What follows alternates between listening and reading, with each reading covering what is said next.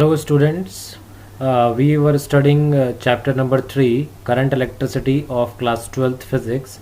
So today our topic will be cells in series and parallel. So today we will study that if cells will be connected in series or will be connected in parallel, then what will be their equivalent EMF and what will be the equivalent internal resistance, that we are going to study today. Okay, so from here here you can see there are two cells of EMF E1 and EMF E2 and internal resistances R1 and R2. These two cells are connected in series because you can see they are connected end to end, means the last end of one cell is connected to the first end of another cell. Whenever cells are connected in this way, it is called cells are connected in series. And here you can see this symbol is of equivalent. Okay, so what we have made here, look here, between A and C two cells are connected, and between A and C only we have connected one equivalent cell. Equivalent cell means which will produce same effect as the two were producing earlier. The same effect will be produced by the single cell. Its EMF will be E equivalent and resistance, internal resistance will be R equivalent, right? So let us start finding out the equivalent EMF and internal resistances. So here you can see that we have drawn these figures. Now in the last video you have studied that V is equals to, you studied that V is equals to E minus IR. This relationship we have studied, which was between EMF and voltage. So the same relationship we will be going to use today. Now you can see here I have written potential difference between point A and B.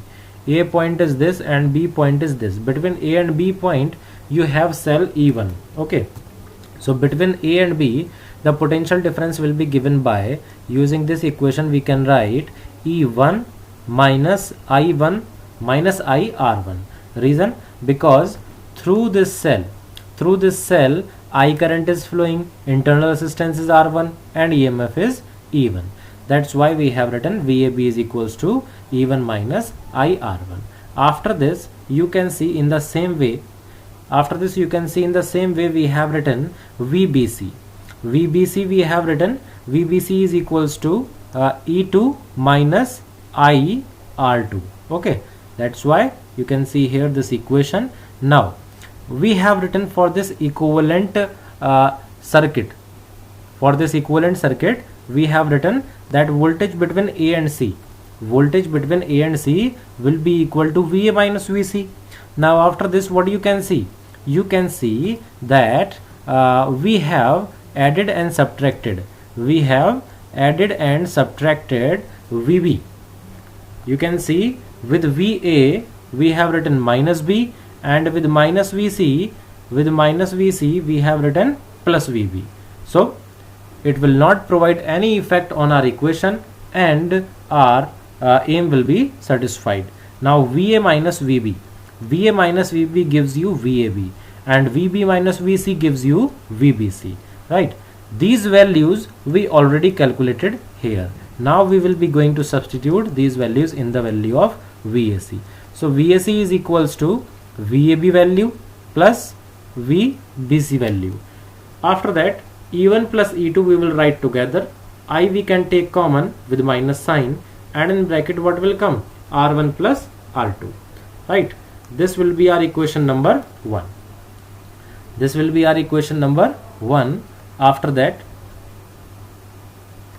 After this what you can say, this is equation number 1. After that again we have written VAC is equals to E equivalent minus I R equivalent. Why we have written this? If you will look the equivalent circuit, what you can see here, you can see that using equation V is equals to E minus IR, for this equivalent circuit we can write V is equals to EMF is EEQ minus I, and internal resistance is REQ, which is equivalent internal resistance. So like this we have written this equation. After that we will move to the equation down there. Okay, that equation which will come from the equivalent circuit, we will consider it equation number 2. This equation came from the original circuit, this came from the equivalent circuit. Both are representing VAC. So when you will compare them, what will you see? In place of EEQ you have E1 plus E2, right? And in place of REQ you have R1 plus R2. So after comparison, what we can say? We can say that EEQ will be equal to E1 plus E2 and REQ will be equal to R1 plus R2. This we can say, right? So this was our combination of cells when they are connected in series. Now let us see what will happen when the cells will be connected in parallel. So first of all, we have to understand the figure for which in which the cells are connected in parallel. As you can see here, this is the combination of cells where we can see cells connected in parallel. How they are connected in parallel? You see the two ends of this cell and the two ends of this cell, right? The two ends of both the cells, the two ends, left ends you can say, of both the cells are connected at this point, and right end of both the cells is connected to the point B2, correct? Because they are connected at same point, we can say these two cells are in parallel. And in parallel, you know that if current is flowing and a parallel circuit you found, then that current will be divided into two parts. As you can see here, I1 plus I2. Not I1 plus I2 means here this side I1 and this side I2. The same current flows till here and the same current I1 flows till here. After that they again join to give you I, right? After this, other things are E1 is the EMF, R1 is internal resistance, E2 EMF, R2 internal resistance. Here current I1, here current I2. These all things we have seen. Now after this, what we can say? We can say that okay, one more thing I want to tell you here. When any two things are connected in parallel, then you know in parallel voltage remains the same. So I will say that between B1 and B2 there is a potential difference V. There is a potential difference V between B1 and B2. That means the same potential difference will work for both the cells, E1 as well as E2. For both the cells it will work, right? After this you can say that if we will be considering E1 first, then we can write with the help of equation V is equal to E minus IR. We can write, considering first cell between B1 and B2, I can write V is equal to E1 minus I1 R1. This time current is also different for the two branches. After this, from this equation we will find out the value of I1. I1 will be equal to E1 minus V upon R1. Now this we did for the first cell or you can say of EMF E1. If we will perform the same if we will use the same equation for the cell of EMF E2, then what will be our equation? We can write equation in the same way. How can we write? We can write like this. I2 will be equal to E2 minus V upon R2. This will be our equation number 2. That was our equation number 1. Now you can see, like I told you earlier, that the current I only was divided into two parts. So we can say that I1 will be equal to I1 plus I2. If I will be equal to I1 plus I2, then I can write I is equal to I1 plus I2, and I1, I2, these values we already calculated. We will substitute the values here. After substituting values, what we can do? We can make separate fractions. Can you see here? This E1 upon R1 will come here. Then this minus sign, it is here. After that, what can I write? I can write V upon R1. V upon R1. It will come here. In the same way, I will divide this one fraction into two parts. After this, what I will be doing, I will write the parts which contain EMF, that those two parts I will write together, and the parts which contain potential difference I will write them together at one place. Okay, now this will be my third equation, right? After this third equation, if you see, for the equivalent circuit, what we can write for the equivalent circuit? Now we will be writing for the equivalent circuit. For equivalent circuit, in the same way we can write, if you want to see the equivalent circuit was drawn just below this circuit, original circuit, you know. In place of two cells, I connected only one cell. Give me 1 minute. Okay, this is your figure. Between A and C, between A and C, in place of two cells, I connected only one cell of EMF E equivalent and internal resistance R equivalent, right? Now, like we have written this equation for cell E1 and E2, in the same way I will write equation for E equivalent, correct? So this I did here. For the equivalent circuit, I can write I is equals to E equivalent minus V upon R equivalent. This will be my fourth equation. After this, comparing third and fourth, we will do comparison of third and fourth. What we can do in that case, after comparison, we will have like this. See, again I have written both equations for you so that you can compare both the equations. Now you see, in place of E equivalent upon R equivalent, what do you have here? You have E1 upon R1 plus E2 upon R2. So we can say that the two ratios are equal, and we have written over here. Now what you can say after this? After, if you will compare this part, 1 upon R1 plus 1 upon R2 will be equal to 1 upon R equivalent, right? If I will write 1 here, 1 upon R equivalent.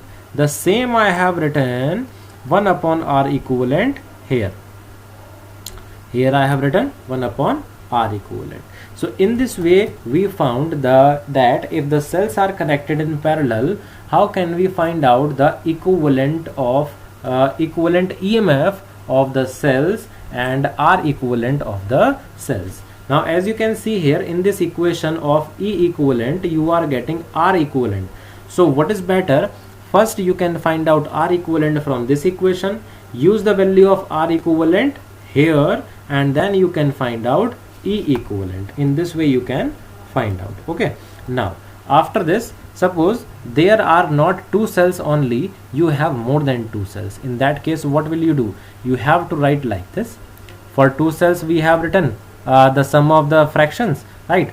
For n cells we will write in the same way, and same we can write for the R equivalent part. Okay, I hope you all understood. Let us move ahead. Now the next thing is very important, and it is Kirchhoff's rule. Now what is Kirchhoff's rule, children? It is very interesting to understand. Let us see Kirchhoff's first rule. There are two rules. There are two rules given by Kirchhoff, and the first rule is known as junction rule. First rule is known as junction rule, and the second rule is known as loop rule. Okay, junction rule and loop rule. Before going through rules, let us understand the meaning of junction and loop. Can you see this point? At this point you can see this branch and this branch is coming and meeting at point A.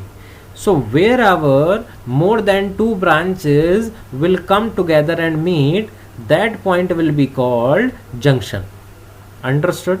Now next thing, what is next? Loop. Loop is a closed path. Loop will be a closed path in the circuit.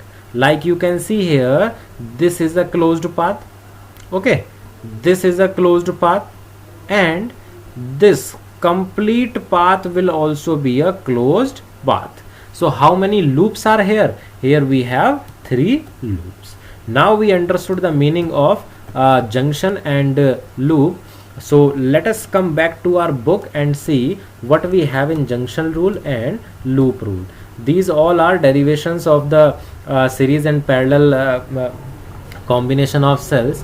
Now we have to study our Kirchhoff's rule. So in the Kirchhoff's rule, here you can see here after Kirchhoff's rule, on the next page we have, yes, this is the same figure which I used in our notes. Here you are given junction rule. What is this? At any junction, you understood the meaning of junction. At any junction, the sum of, so what we are doing, we will be doing sum of what? Current entering the junction. So we will do the sum of all those currents which are entering into the junction. That sum will be equal to the sum of currents leaving the junction.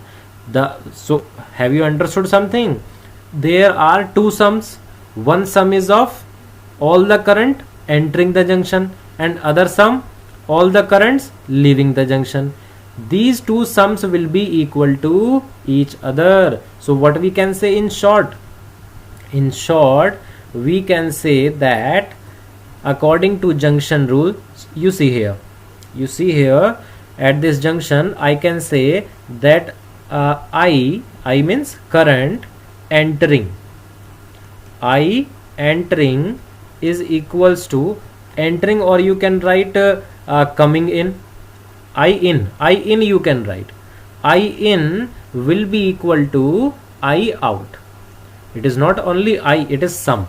Okay, sum of all the currents which are coming into the junction will be equal to sum of all the currents which are leaving the junction or going out of the junction. Now look for the currents which are coming into the junction. Which are those two? Which are currents? See this I3. I3 is going towards the junction, right? So what we can write here? We can write here I3. Is there any other current? It is going away. It is going away. So only I3. Now going away from the junction. Which 2 currents are going away from the junction? This and this. So we will do sum of these both currents. I1 plus I2. This we got equation after applying first rule of Kirchhoff, which is known as junction rule. Very important, very interesting, and very easy to understand. All the currents, sum of all the currents entering the junction will be equal to sum of all the currents leaving the junction. And after applying this rule, we got I3 is equals to I1 plus I2. Okay children, after this we will see what is next rule. What is next rule? Loop rule. Next rule is loop rule. Loop rule can be applied in loop only, and I told you the meaning of loop. I already told you. Now what is loop rule? Let us see. Algebraic sum of, again we are having a sum. Okay, so what this time sum is of potential. Sum of potential around any closed loop. That means we have to look all the potentials in a closed loop involving resistor and cell is 0. So in this case the sum is going to be 0. Now sum is what? Sum is of what? You are doing sum of all the potential. Potential means V. Potential which includes which could be in the case of resistors. Across resistors we could have potential, and potential could be of cells or batteries. So sum of all these will be equal to 0. Now how this sum will be equal to 0 and how we will execute, let us understand. Before understanding Kirchhoff's rule, you should understand one thing, that what you should understand, you should understand, see here, if this loop we are considering, okay, if this loop we are considering, then in a loop we have to move in a particular direction. Either you can move like this, A, H, D, C, B, A, or you can move A, B, C, D, H, A. In clockwise or anti-clockwise, any direction you can move. If we are moving suppose in clockwise direction, so what will be the name of loop? Name of loop will be A, H, D, C, B, A. This will be the name of loop. Name of loop only will tell any teacher who will be checking your copies that in which direction you are moving. After this, you should identify the currents in the circuit or in the branch. For that, you look in whole of this circuit. In whole of this circuit, where are the batteries or cells? Because cells are the power sources and these only can produce electric current. Now there are two cells. Through this cell, can you see how much current is coming out? I3. If I3 cell is coming out of this cell, then the same current I3 will enter into the cell again. Okay, same current will exit, same will enter. So we can say that in this whole branch, what current is flowing? I3 current is flowing. Correct.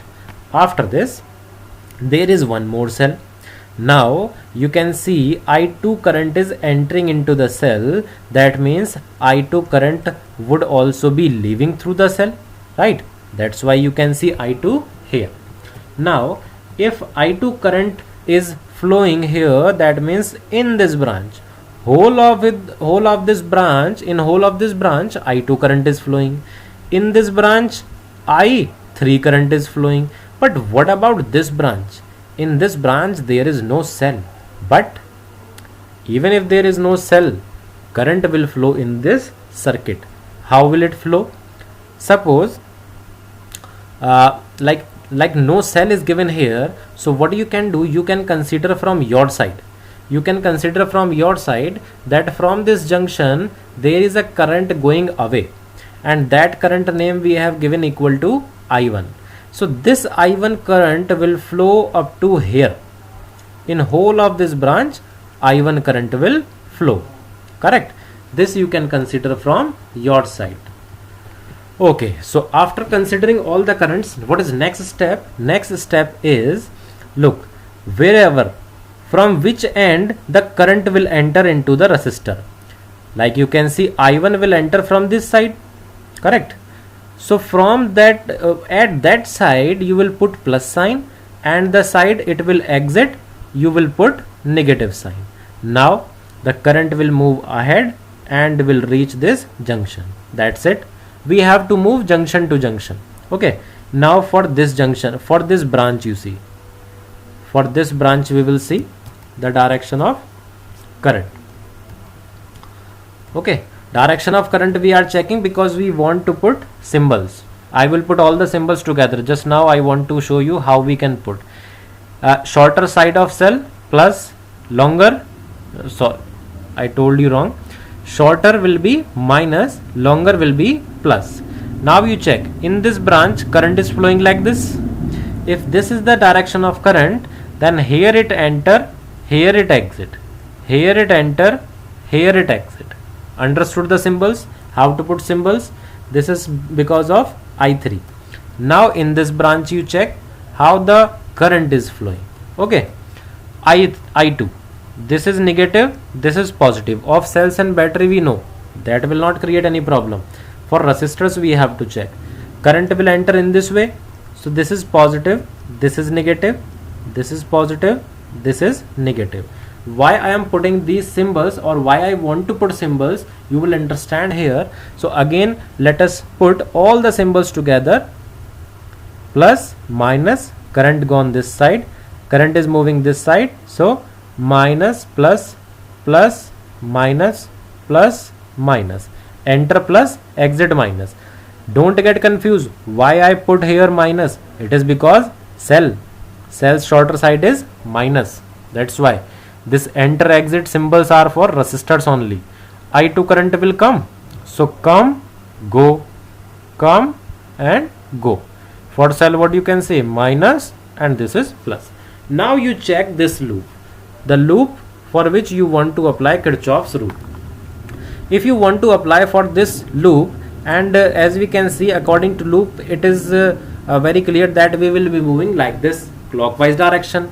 So let us start from this point number A. If we start from point A, then what you can see first, after moving through this path, you will come to have this resistance. This resistance will come in front. So what is potential difference across this resistance? Potential difference will be equal to IR.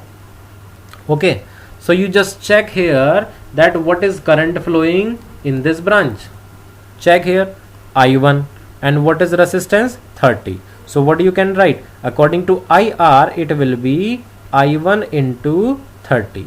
But what was the symbol when you were entering? It was plus. Okay, now let us move forward.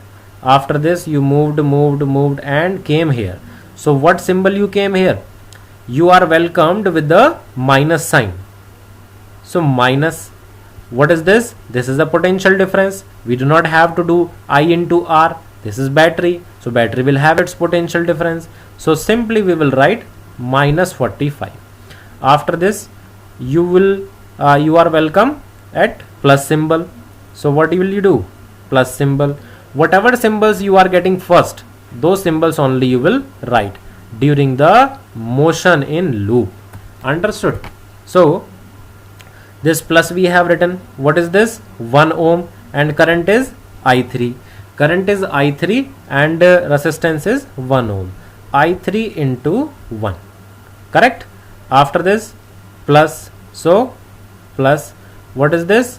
40, and current I3. I3 into 40.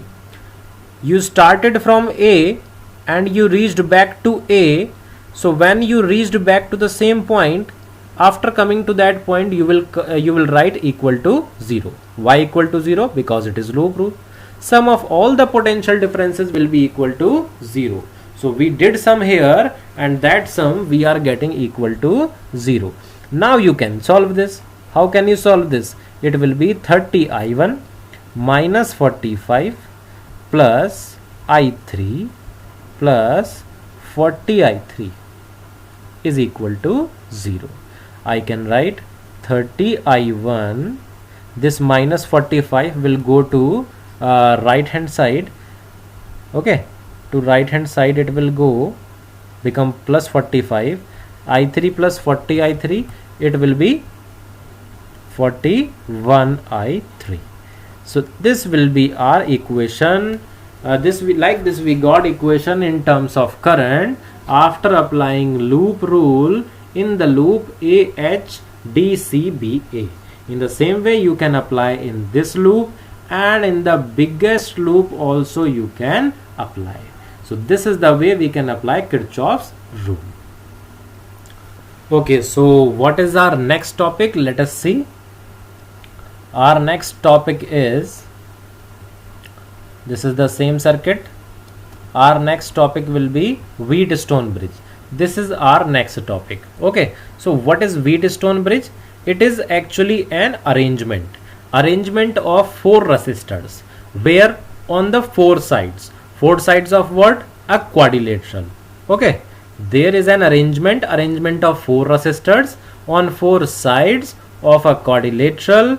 Okay, after this there will be 2 arms. One arm will be called battery arm, and other arm will be called galvanometer arm. Now how this Wheatstone bridge look like? The Wheatstone bridge will look like this. Like this you will have a Wheatstone bridge. You can see here, wait please, yes, you can see here, these are the 4 sides of quadrilateral, rectangle, rhombus, parallelogram, whatever you want to say. On the 4 sides we put 4 resistors, R1, R2, R3, R4, and about 2 arms I talk here. So the 2 arms are these. This diagonal will work as galvanometer arm, and this diagonal along this diagonal we connected a battery. But you will say, sir, nothing is here.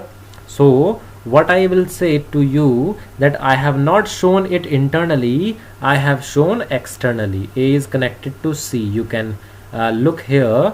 So A is connected to C by a battery. So this arm will be called battery arm. After this Wheatstone bridge has a condition.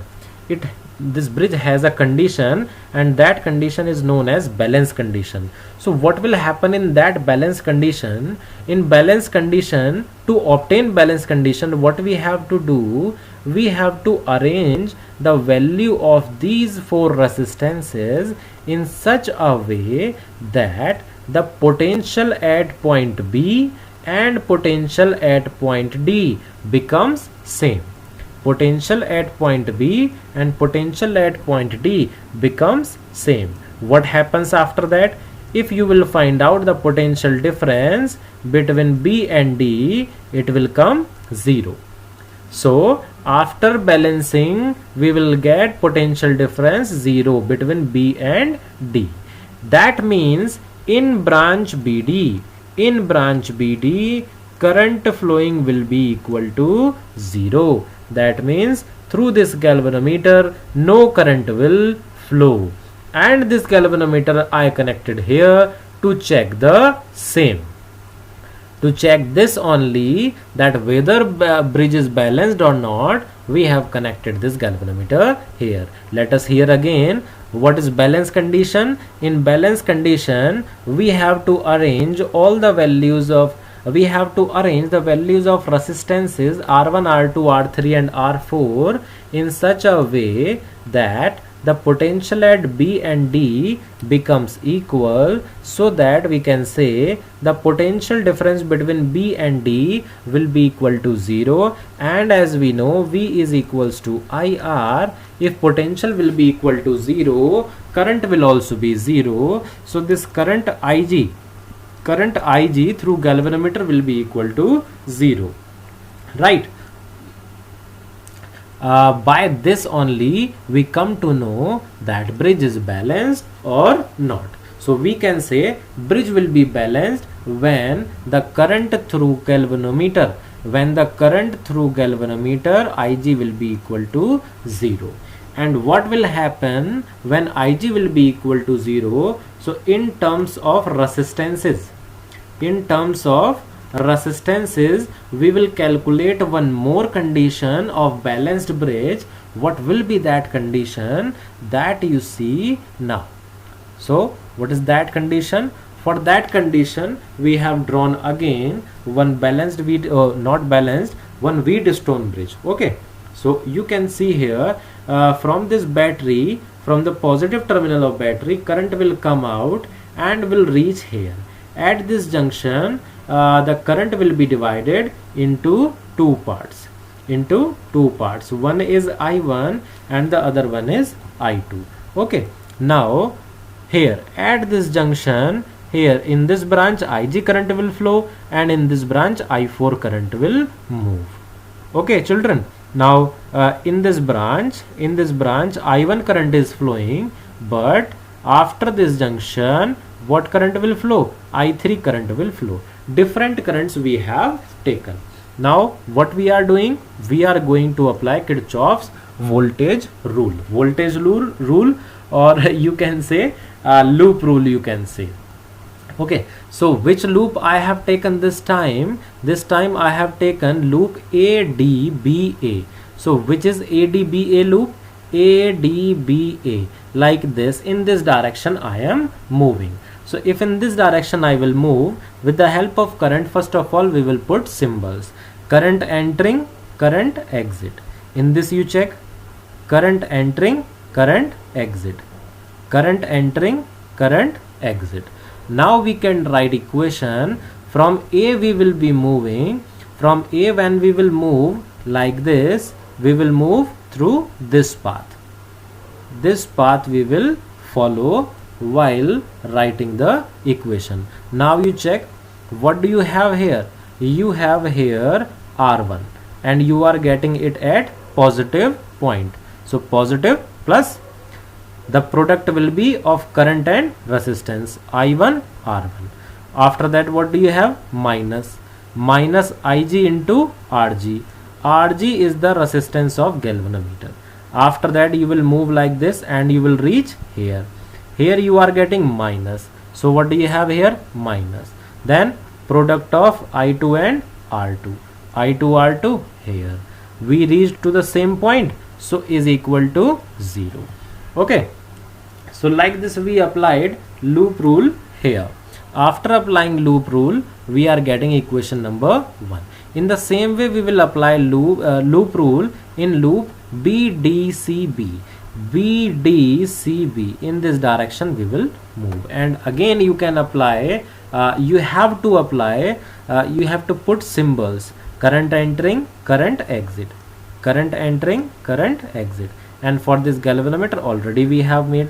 Okay, so using loop rule, again you have one more equation. Now in these two equations, what you can see that here a product is coming which carries Ig.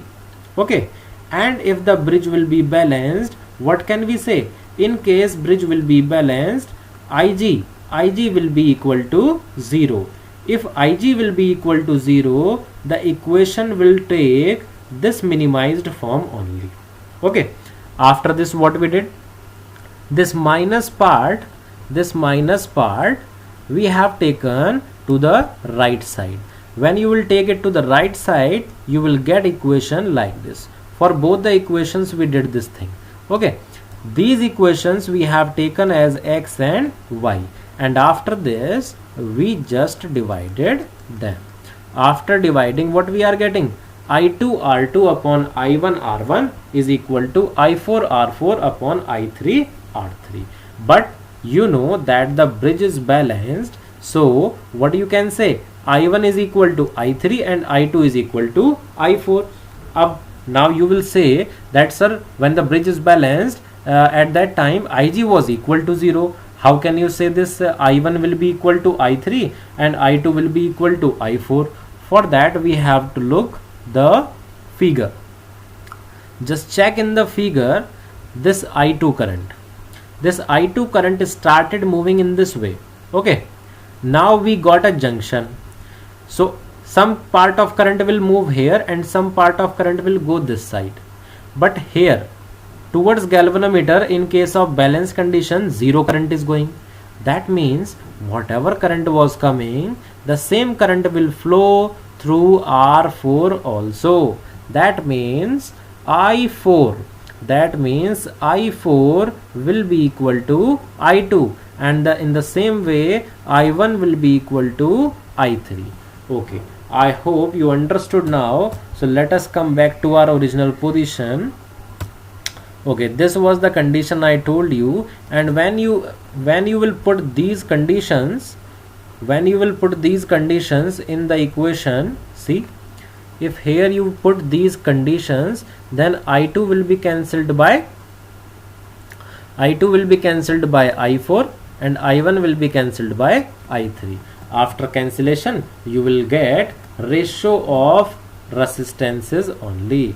You will get R2 upon R1 is equal to R4 upon R3. So this is condition in terms of resistance, and in terms of current, condition was Ig will be equal to 0. In terms of potential difference, condition was potential difference was equal to 0. All the conditions I told you in whatever form in exam will be asked, you tell this reason or condition.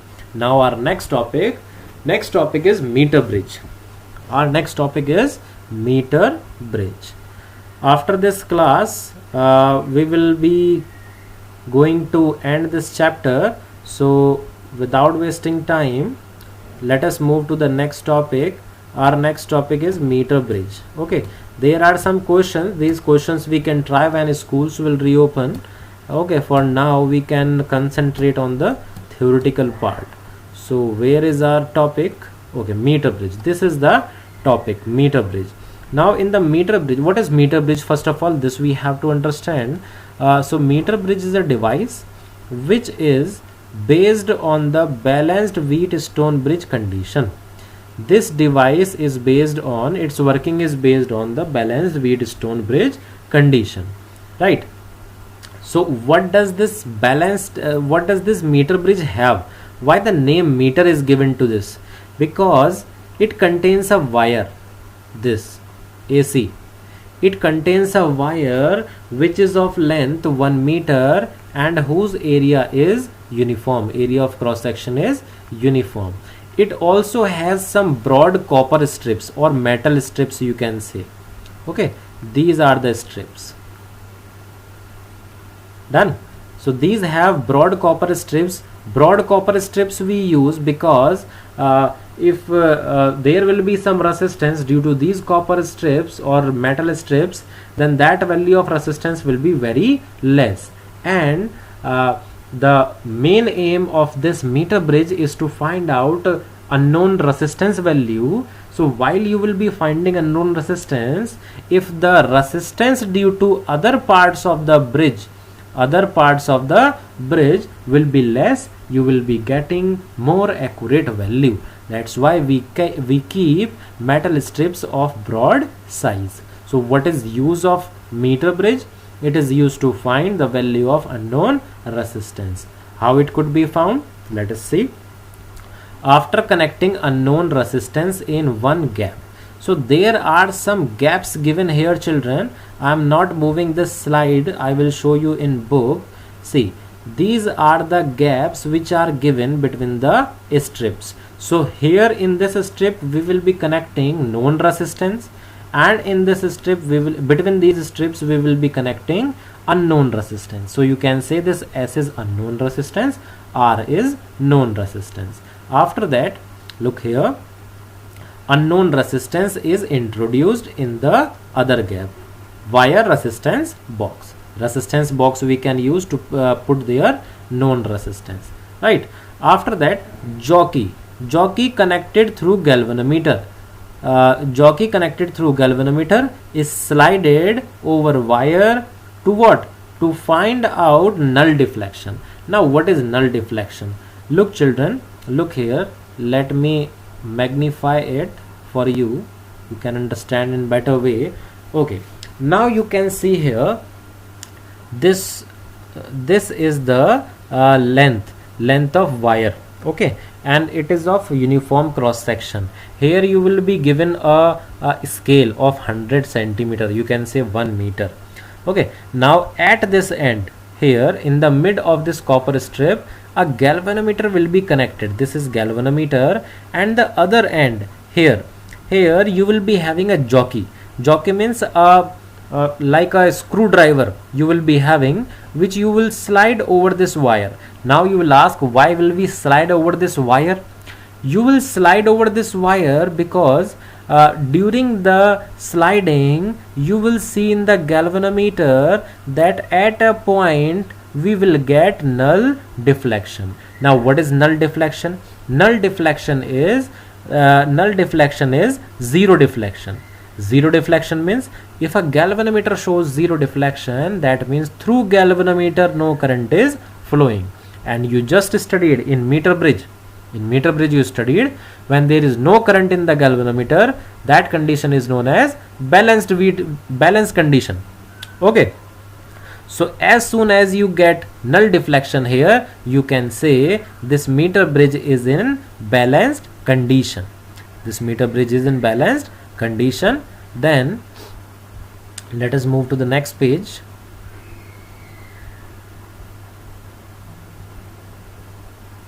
Okay, so yes, if you get null deflection, that means you got balanced point. And if you got balanced point, then at that point what you can say? You can say this whole wire we divided into two parts. One part is this and the other part is this. One part is to the left of balanced point and one part is to the right of balanced point. Okay, so suppose from A the balanced point you got at a distance L1. Total wire is 100 centimeter, so the remaining part will be 100 minus L1 length. Okay, after this you studied that resistance of any wire or conductor will be proportional to L. So you can say that the resistance of this part, resistance of part AD of the wire will be proportional to its length. Correct?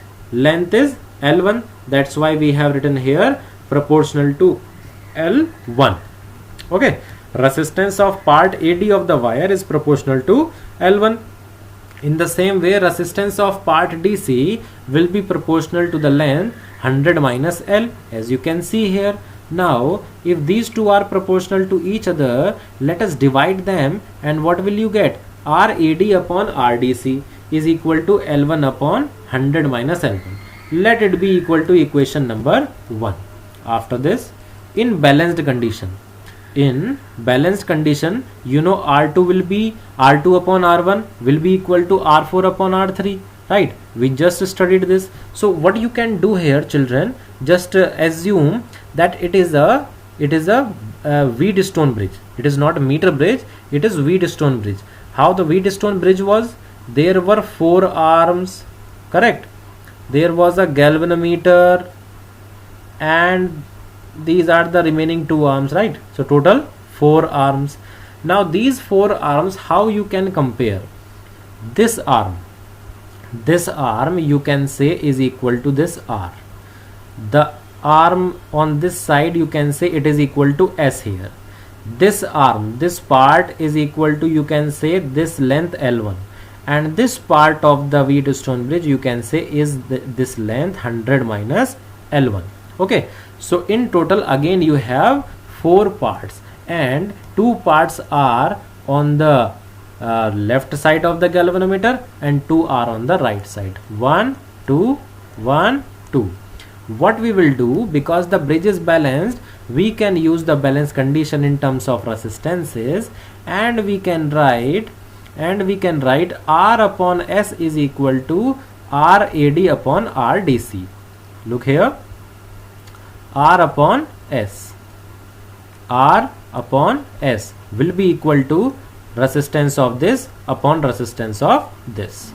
This I have written here. Now RAD upon RDC, you find out it is equal to L1 upon 100 minus L1. S was the unknown resistance, so after cross multiplying you will get this answer. So using this meter bridge and with the help of this formula, you can find out the value of unknown resistance. After this we have one last topic, and that is potentiometer. After this potentiometer, the chapter will be finished. So what is this potentiometer? Let us see. Potentiometer, there is no particular definition of potentiometer. Just like on the basis of its use we can define it. Potentiometer is a device which is used for these 3 things: to find out EMF of a cell, to compare EMF of 2 cells, and to find out the internal resistance of a primary cell. These are the works of potentiometer.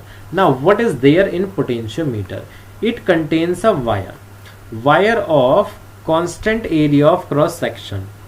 This wire has no limit in terms of its length. That means, like meter bridge is of 1 meter length, having 1 meter length of wire, in potentiometer also you will be having a wire of uniform cross section, but its length is not fixed. You can take length, any length of wire. In that wire, when you will allow current to flow, you can like in that wire we can flow current, and that flowing current we can vary with the help of rheostat. Rheostat will provide resistance in the circuit by which you can vary the amount of current flowing in the potentiometric wire. Now here I made one figure for you to understand. Now you can see here this AC is representing potentiometric wire. There is no particular length. Okay, I just have taken any anonymous length you can take. Now for current to flow in this wire we need a battery, so we connected a battery. To change the value of current we need rheostat, we connected rheostat, and to switch off and on we need a key, so this also I connected. Okay, these all things are must for the working of potentiometer. Now as we have connected battery, so current will flow through this wire, correct? If current will flow through this wire, then can you tell me at which point, there are 3 points I have taken, A, B and C, at which point the potential will remain maximum? Then remember this, potential will be maximum at VA, then VB, then VC. At point C, potential will be minimum. That means you can say that potential will decrease along the length of wire. Along the length of wire, potential will decrease. Okay. Now, suppose we have taken one point B, which I have shown already. Done. Now, between point A and between point B, can we find out potential difference? Yes. That potential difference will be proportional to the length. That potential difference will be proportional to the length. Why? It is because as you move in this condition, length will increase, which will increase the value of R, which will ultimately increase the value of V. So we can say that potential difference will be proportional to the length of conductor between the 2 points. Okay. Now after removing proportionality sign, we will put equal and a constant. This constant here is potential drop per unit length. It is potential drop per unit length. Okay children, after this what do we have next? Okay, next is comparison of EMF. Next is comparison of EMF. So it is a complicated circuit of potentiometer. You just have seen I have drawn a wire AC of potentiometer. Here the wire is in the form of like what you can say, curves. Okay, and it is up to point C.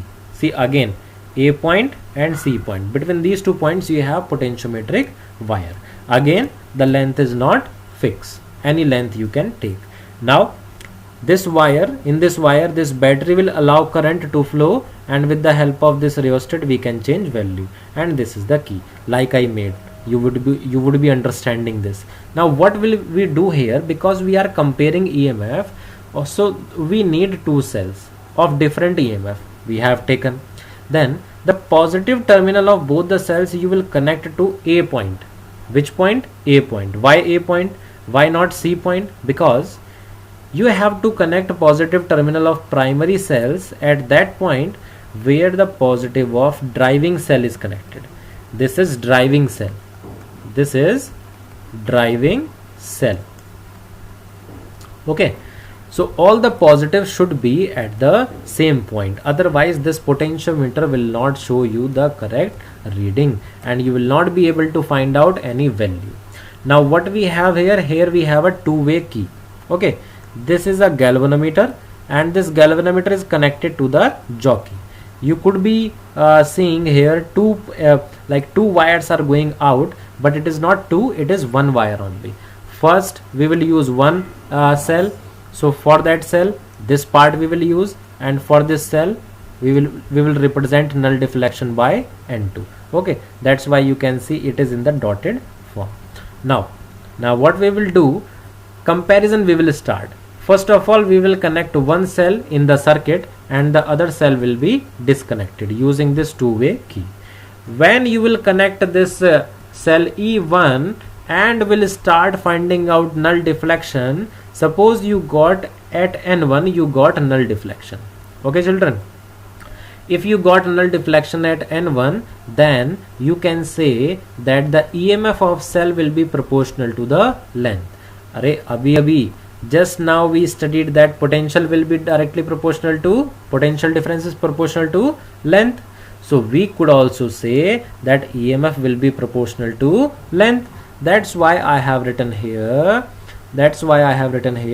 E1 is proportional to AN1 because this length we used to find out null deflection. Okay, suppose this length is L1, so E1 will be proportional to L1. This is our first equation. After this, when we will use second cell, we will get again in the same way E2 proportional to L2. If L2 is the length of this A and 2 part. Done, children. Now we got two equation. If you divide these two equation, we will get like this: E1 upon E2 is equal to L1 upon L2. And using this equation, we could compare the EMF of two cells. Look how, if L1 will be more, then E1 will be more. If L2 will be less, then E2 will be less. Correct? So using this expression, you can compare the EMF of two cells. Now at last we have internal resistance. Next is how to find out internal resistance. For this, you just check what difference is there in the circuit diagram. In the circuit diagram, in place of two cells, we have one cell only, and to find out its internal resistance, along with it, we connected one resistance box with a key. Why key? Because we will switch off it when we don't want to use this resistance box, and we will switch it on when we want to use this resistance box. Now in which condition we want to use this resistance box? To find out potential difference. Okay, and in which condition we don't want key? When we want to find EMF. Children, what will happen if this key will be off? This resistance box will not be in the circuit. Only you will have this cell, and when you will have only cell, the balancing length will become proportional to the EMF.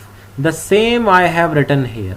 When the key is off, EMF we got proportional to L1, balancing length. What is this? AN, length of AN. Here we got balancing point. Okay, now after this part we done. When this key will be kept on, we will get potential difference. We will not get EMF. Reason you see here. When this key will be on, okay, still you got balancing point here. Balancing point you got means current is not flowing through galvanometer. Current is not flowing through galvanometer. That means through this part where I represented by red, here current will be 0. But it doesn't mean that through the cell current is also 0. You look here children, this is actually making a loop, and current will flow in a closed loop. Nobody can stop current to flow in a closed loop, right? Okay, so you studied in the last video that if through the cell current is flowing, then you will have between the terminals potential difference, and if current is not flowing through the cell, between the terminals you will have EMF. This we studied yesterday. So that's why I said when the key K2 is on and the closed circuit you would be having, current will flow through the cell, and instead of E we will get potential difference. So potential difference will be proportional to L2. L2 is the length of AN2. Okay, so two conditions again we got here. When you will divide them, you will get E upon V equal to L1 upon L2. But we have to find out internal resistance, which we cannot see here. So remember, yesterday we studied I is equal to E upon R plus R, right? And for the external resistance, we can say V is equal to IR. From here, I will be equal to V upon R. When you compare these two, both gives the value of I. So we will put their RHS equal. And when you put their RHS equal like this, using this calculation, ultimately we got the value of R using this expression. Okay, so this was your class. By knowing the value of L1 and L2 and R. What is R? Value of resistance box. Remember, it was with the key. We will be knowing it. L1 and L2 during experiment we will find out. So like this, all the values we will have, and we will calculate the value of R, which is internal resistance. So this is the end of your class. This is the end of your chapter. Tomorrow we will start with a new chapter. That will be our chapter number 4. Numericals we are not doing, skipping right now, because we will do it when schools reopen. So take care and stay safe.